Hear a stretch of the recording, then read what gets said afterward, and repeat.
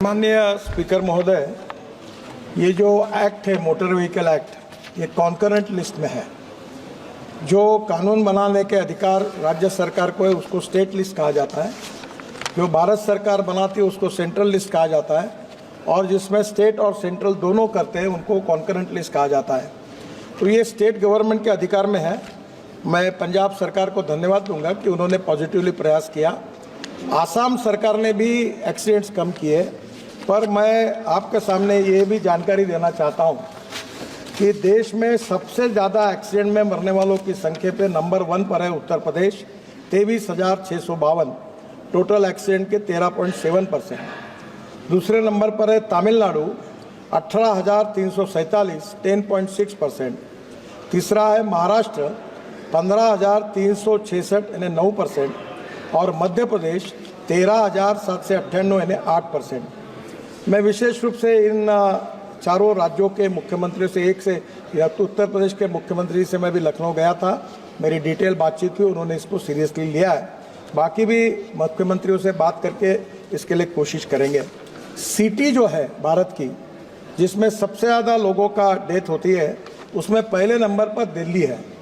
1,457 death Delhi में होती है। बेंगलोर में 915, जयपुर में 850, और मैं ये मानता हूँ कि इसके लिए रोड इंजीनियरिंग, ऑटोमोबाइल इंजीनियरिंग, ये 2 चीज़ें महत्वपूर्ण हैं। हमने ऑटोमोबाइल इंजीनियरिंग में भारत एनकैप करके रेटिंग शुरू कर दिया। इकोनॉमिक मॉडल में 6 एयर बैग्स लगने लगी, पूरे ऑटोमोबाइल सुधार कर दिए। रोड इंजीनियरिंग में कमियां थी, 40,000 करोड़ रुपए ब्लैक स्पॉट इंप्रूवमेंट के लिए हम खर्चा कर रहे हैं, काफ़ी ब्लैक स्पॉट्स हमने दूर किए, पर इसमें 59% एक्सीडेंट्स ये एनएच पर हो रहे हैं, और ये मेरे लिए सबसे चिंता का विषय है। और इसका कारण जो है कि जो डिटेल प्रोजेक्ट रिपोर्ट बनता है तो हमारी सिस्टम ऐसी कि जो लोवेस्ट आता है उसके गले में माला पहनाते हैं, और इतने घटिया क्वालिटी के वो डीपीआर बनाते हैं, और जिसके कारण फिर आगे फ्यूचर में ये प्रॉब्लम आते हैं। तो अभी हमने ये सिस्टम को भी, जो लोवेस्ट वाली बात थी, उसको बदल कर उसका भी हम रेटिंग कर रहे हैं, कॉन्ट्रैक्टर का भी रेटिंग कर रहे हैं और डीपीआर वालों का भी कर रहे हैं। और अभी तो मैं रोज़ 4-4, 5-5 कॉन्ट्रैक्टर, कल ही मैंने 5 लोगों को ब्लैक लिस्टेड कर दिया। अब कॉन्ट्रैक्टर को और कंसल्टेंट को और अधिकारियों को जो भी निग्लिजेंस बताएगा उसके ऊपर कड़ी कार्रवाई करने के बारे में कोई सहानुभूति किसी के प्रति रखेंगे नहीं, क्योंकि लोगों की जान बचाना आवश्यकता है, और निश्चित रूप से हम करेंगे।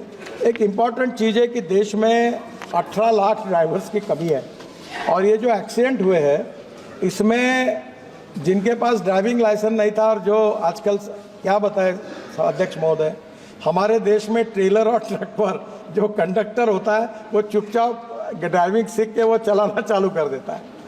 हम दुर्भाग्यवश मुझे कहना पड़ रहा है कि दुनिया में ऐसा जो देश है नंबर 1 पर, जहां आसानी से ड्राइविंग लाइसेंस मिलता है, उस देश का नाम भारत है। हम इसको सुधार रहे हैं, स्टेट गवर्नमेंट के सहयोग से इसको काफ़ी स्ट्रिक्ट करने की कोशिश कर रहे हैं, और मेरा विश्वास है कि भी हमने एक तय किया है कि मैं सब मेंबर साहब को आह्वान करूंगा कि मैं आपको driving centre, driving training centre और फिटनेस सेंटर हर जिले में, हर तालुका प्लेस पे एक शुरू करने की योजना हमने बनाई है। उसमें आर्थिक मदद कर रहे हैं, करीब 75 हमने खोले हैं, अभी हमको 1000 खोलने के हैं।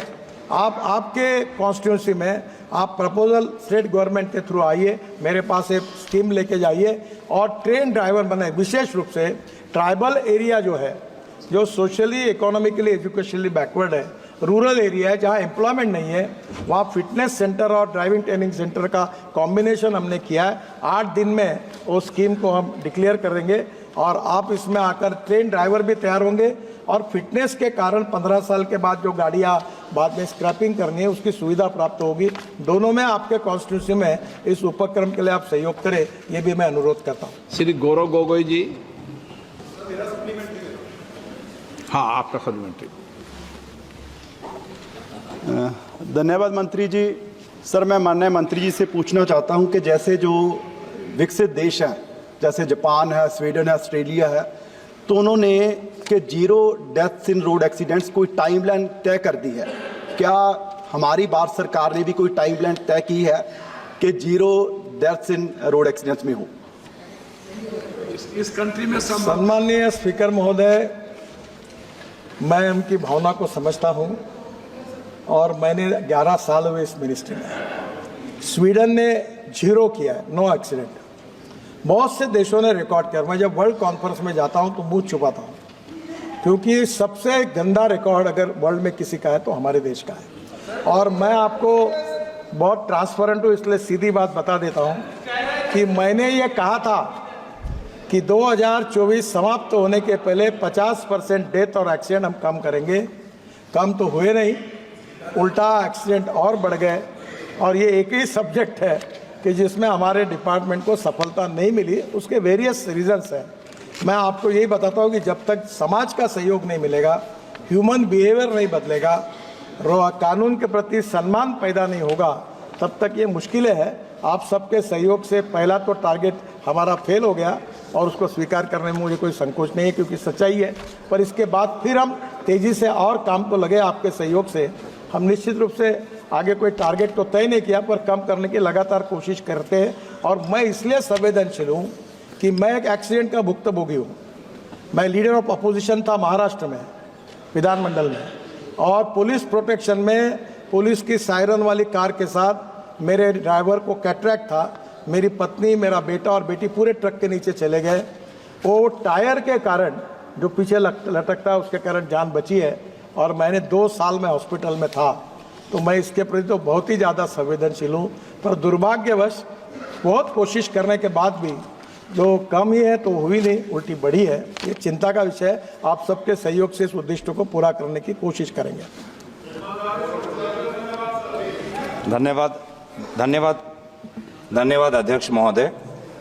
प्रश्नकाल के समय चंद ही मंत्री हैं जो अगर समय भी ले तो हमें कोई आरोप नहीं, हमें कोई मुश्किल नहीं, क्योंकि पूरी जो आपकी बात होती है सकारात्मक होती है।